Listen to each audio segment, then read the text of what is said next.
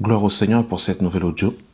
Merci mes frères et mes sœurs pour votre encouragement, pour vos encouragements, votre soutien, vos partages, vos prières. Vraiment, l'honneur et la gloire soient rendus à notre Seigneur et Sauveur Jésus-Christ.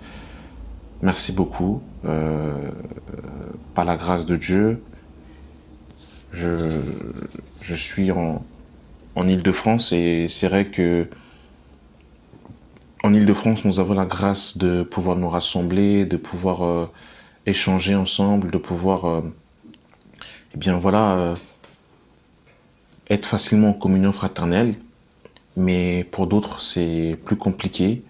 D'autres sont isolés, d'autres n'ont pas spécialement cette opportunité de pouvoir voilà, se rassembler. Et c'est vrai que aujourd'hui, les partages d'enseignements sur Internet est vraiment une source de bénédiction pour des personnes qui eh bien, n'ont pas l'opportunité de pouvoir se rassembler ou qui cherchent une assemblée où le vrai évangile est prêché.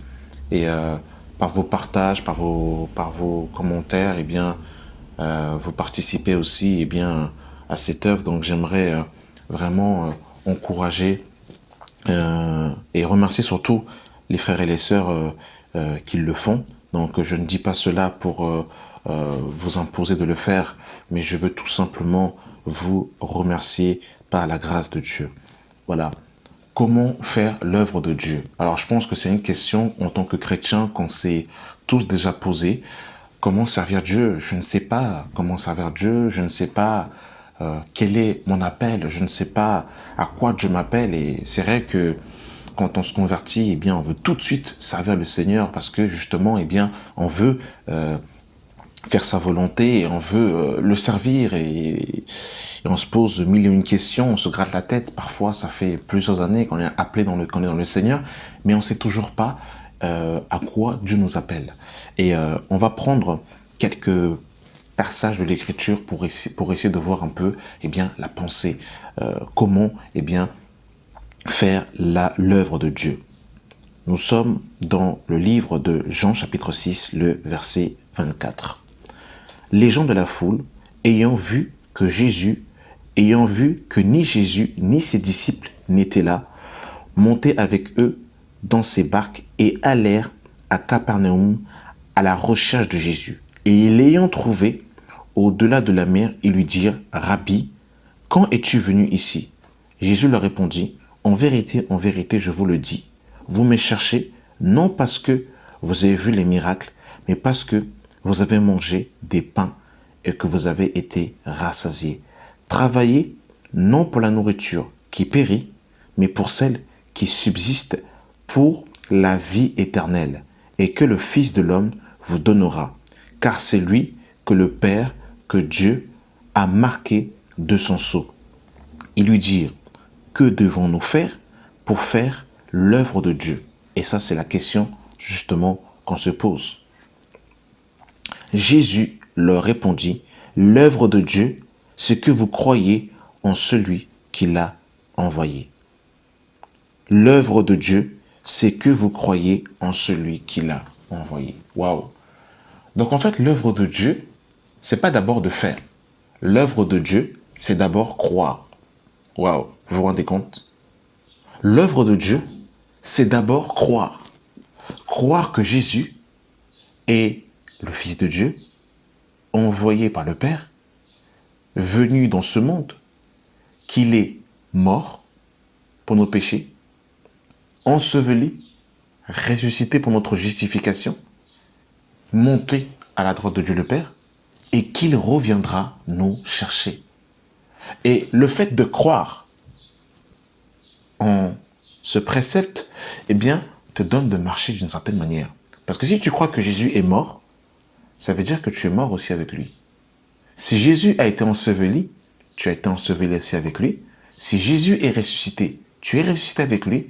Et si Jésus est monté, tu es monté avec lui.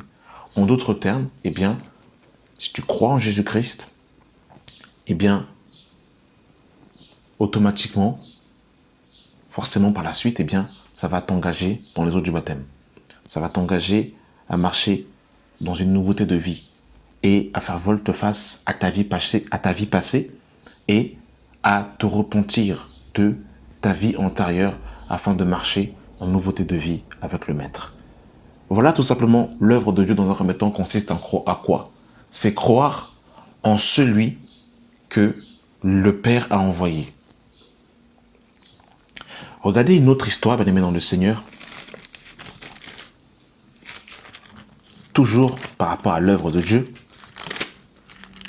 Voyez-vous là, l'œuvre de Dieu simplement, croire. Et le problème aujourd'hui, c'est que on veut faire, mais on ne veut pas croire. Et c'est paradoxal, mais pour croire, tu ne dois pas être agité. Tu ne peux pas être ça et là. Tu ne peux pas, être dispersé. Pour croire, tu dois écouter. Parce que la foi, on est ce que l'on entend. Donc tu ne peux pas flirter avec Jésus, tu ne peux pas entendre sa parole de loin et vouloir travailler pour lui. Non. Et il y a cette histoire justement dans le livre de Luc chapitre 10 à partir du verset 38. Comme Jésus était en chemin avec ses disciples, il entra dans un village et une femme nommée Marthe le reçut dans sa maison. Elle avait une sœur nommée Marie qui s'était assise aux pieds du Seigneur. Écoutez sa parole. Marthe, occupée à divers soins domestiques, survint et dit, « Seigneur, cela ne te fait-il rien que ma sœur me laisse seule pour servir? Dis-lui donc de m'aider. » Le Seigneur lui répondit, « Marthe, Marthe, tu t'inquiètes et tu t'agites pour beaucoup de choses. Une seule chose est nécessaire, Marie a choisi la bonne part qui ne lui sera point ôtée. » Donc, voyez-vous, Marthe et Marie sont l'image de deux chrétiens qui ont reçu tous deux le Seigneur. Mais l'un est assis aux pieds du Maître et l'autre est occupé au soin domestique, littéralement à l'œuvre. Il y a des personnes, ils ont entendu l'évangile, ils ont entendu Jésus-Christ qui était le Fils de Dieu, ils n'ont pas eu le temps de s'asseoir, ils n'ont pas eu le temps de s'asseoir afin d'écouter les instructions du Maître, mais ils sont tout de suite partis évangéliser, prêcher, faire l'œuvre ici et là, mais ils n'ont pas pris le temps d'écouter. Ils n'ont pas pris le temps de s'asseoir afin de savoir et de connaître l'instruction du Maître. Et ils sont tout de suite partis faire l'œuvre. Et le Seigneur dit, Marie a choisi la bonne part qui ne le sera point ôtée. Et qu'est-ce que Marie a fait? Marie était aux pieds du Seigneur et elle écoutait. Elle écoutait. Elle écoutait. Elle écoutait. Et à vous rappeler que Jésus va dire à ses apôtres dans Luc 24 de ne pas quitter Jérusalem avant d'avoir reçu la puissance d'en haut. Les apôtres, après, parce que lorsque Jésus va ressusciter, il va faire 40 jours sur la terre, prêchant et annonçant le royaume des cieux. Ensuite, il va monter au ciel et 10 jours après, il va voir la Pentecôte, le Saint-Esprit va justement être donné. Et c'est à ce moment-là que l'Église va officiellement entrer dans son service, dans Actes chapitre 2. Mais les 10 jours qui ont séparé la montée de Jésus et la Pentecôte, je dirais même les 50 jours qui ont précédé la mort et la résurrection de Christ, les apôtres ne devaient pas quitter Jérusalem. C'était une instruction qu'ils avaient reçue du Seigneur. Il fallait qu'ils restent à Jérusalem.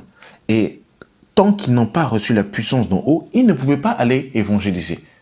Voyez-vous, il y a des temps dans le Seigneur. Il y a des choses. Et pour cela, il fallait qu'ils écoutent. Si les apôtres se seraient amusés à aller évangéliser avant d'être remplis de l'Esprit, eh bien, on aurait pu les tuer. Eh bien, il y aurait peu l'efficacité du Seigneur parce que, eh bien, ils n'étaient pas remplis de l'Esprit, ils n'étaient pas revêtus de la puissance d'en haut. Donc, ils n'auraient pas pu aller faire l'œuvre s'ils n'avaient pas obéi d'abord à ce précepte, à ce commandement. Mais pour pouvoir obéir, il faut écouter. Imaginez-vous, je donne une image. Un parent dit à son fils d'aller faire les courses. D'accord?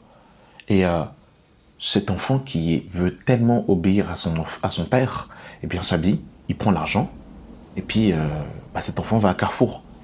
Et bien, une fois qu'il arrive à Carrefour, il se rend compte qu'il ne sait pas qu'est-ce qu'il faut acheter. Pourquoi? Parce que, oui, il a obéi, mais il a obéi en partie. Il n'a pas obéi totalement. Pour obéir totalement, il faut écouter au préalablement pour savoir qu'est-ce que Dieu veut de nous. Je ne peux pas être prédicateur de l'évangile si je ne sais pas Qu'est-ce que Dieu attend d'un prédicateur? Je ne peux pas être une bonne épouse si je ne sais pas ce que Dieu attend de moi. Je ne peux pas être un bon mari si je ne sais pas ce que Dieu attend de moi. Il en est de même pour cet exemple. Cet enfant qui veut obéir à son père, parce que son père l'a envoyé à Carrefour pour faire les courses, il s'habille, il prend l'argent, mais il n'a pas pris le temps d'écouter l'instruction de son père, de ses parents, pour savoir qu'est-ce qu'il devait acheter. Et une fois qu'il se retrouve à Carrefour, il ne sait pas quoi acheter. Parce que, en vérité, il ne connaît pas la volonté de ses parents. Et des fois, c'est exactement ça avec le Seigneur. C'est qu'on veut le servir, on veut faire des œuvres pour lui, mais on ne sait pas ce qu'il attend de nous. Parce qu'on n'a pas pris le temps d'écouter. Et je terminerai par ça. Dans Romains, chapitre 12, à partir du verset 1, « Je vous exhorte, frères, par les compassions de Dieu, à offrir vos corps comme un sacrifice vivant, saint, agréable à Dieu, ce qui sera de votre part un culte raisonnable. » S'offrir à Dieu. Ça, waouh, c'est vraiment quelque chose de compliqué, hein. S'offrir à Dieu.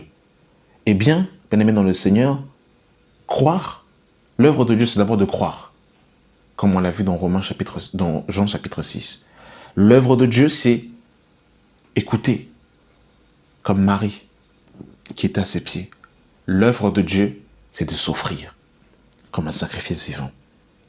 Et c'est là où ça coince. Ça coince parce que, malheureusement, on ne s'offre pas à Dieu. S'offrir à Dieu, c'est... On voit dans les assemblées, beaucoup de personnes donnent l'offrande au Seigneur, donnent beaucoup de choses à Dieu. Mais le problème, c'est que eux-mêmes, ne se sont pas donnés à Dieu. Et c'est ça que le Seigneur veut. Le Seigneur veut qu'on puisse se donner à lui. C'est important, bien aimé dans le Seigneur, le fait de s'offrir à Dieu. Parce que ce que Dieu veut, en vérité, ce n'est pas tes billets de banque. Ce n'est pas... En fait, ce que Dieu veut, c'est que tu t'offres à lui. C'est que tu te donnes à lui. C'est que tu donnes toute ta vie à lui. Il y en a qui vont dans les assemblées, mais ne se donnent pas à Dieu. Leur vie n'est pas consacrée à Dieu. Ce que Dieu veut, c'est que tu te consacres totalement à lui. L'apôtre Paul dira en 2 Corinthiens chapitre 8, à partir du verset 4, concernant l'église de la Macédoine, qui ont contribué et qui ont donné, aussi des participations aux églises qui étaient dans le besoin. L'apôtre Paul va dire au verset 4, « Nous demandons avec de grandes instances la grâce de prendre part à l'assistance destinée aux saints. Et non seulement ils ont contribué comme nous l'espérions, mais ils se sont d'abord donnés eux-mêmes au Seigneur, puis à nous par la volonté de Dieu. » Donc, les Corinthiens, c'était d'abord donné à Dieu. Et c'est ça le problème. C'est là où ça coince des fois. C'est qu'on ne se donne pas à Dieu. On ne donne pas toute sa vie à Dieu. Donner sa vie à Dieu, c'est quoi? En fait, c'est quoi? En vérité, c'est ta volonté.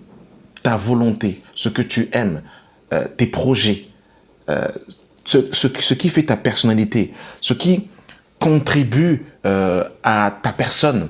Eh bien, le Seigneur veut que ça, tu le déposes au pied de la croix. Et c'est là que ça coince. Voyez-vous, bien-aimés dans le Seigneur, on a du mal à se donner à Dieu. Et Jésus dira que celui qui veut me suivre, qu'il renonce à lui-même. Renoncer à soi-même, c'est renoncer à ses exigences. C'est renoncer à sa propre volonté. Sa propre volonté, c'est quoi? Eh bien, je vais vous donner un exemple.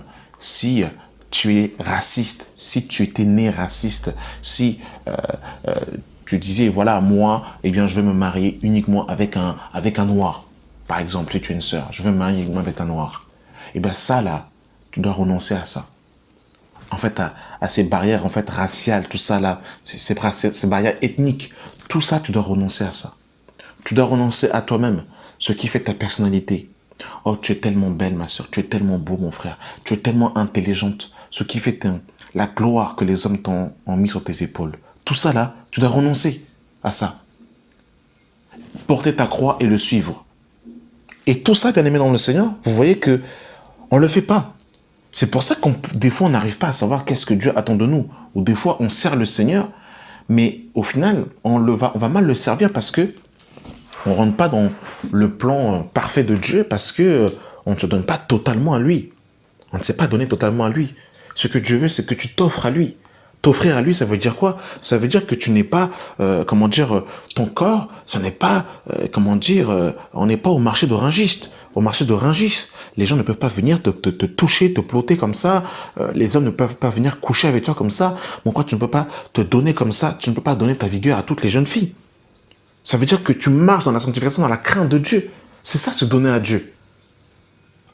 Voyez-vous, bien aimé dans le Seigneur, l'œuvre de Dieu, premièrement, et je t'assure, mon frère, ma soeur, que si tu respectes ces choses, tu verras que naturellement, tu comprendras ce que Dieu attend de toi. Et naturellement, tu feras l'œuvre de Dieu. Naturellement. Mais tu dois au préalable, mon frère, ma soeur, eh bien, faire ces choses au préalablement. Si tu ne les fais pas, mon frère, ma soeur, tu auras du mal à faire la volonté de Dieu. Croire en celui qui l'a envoyé, écouter, se donner à Dieu comme un sacrifice de bonne odeur, totalement. Voilà les prémices de l'œuvre de Dieu. Amen. Merci d'avoir pris le temps d'écouter cet audio. Je remercie le Seigneur pour l'inspiration qu'il m'a donnée et que la grâce et la paix soient avec vous au nom de Jésus. Amen.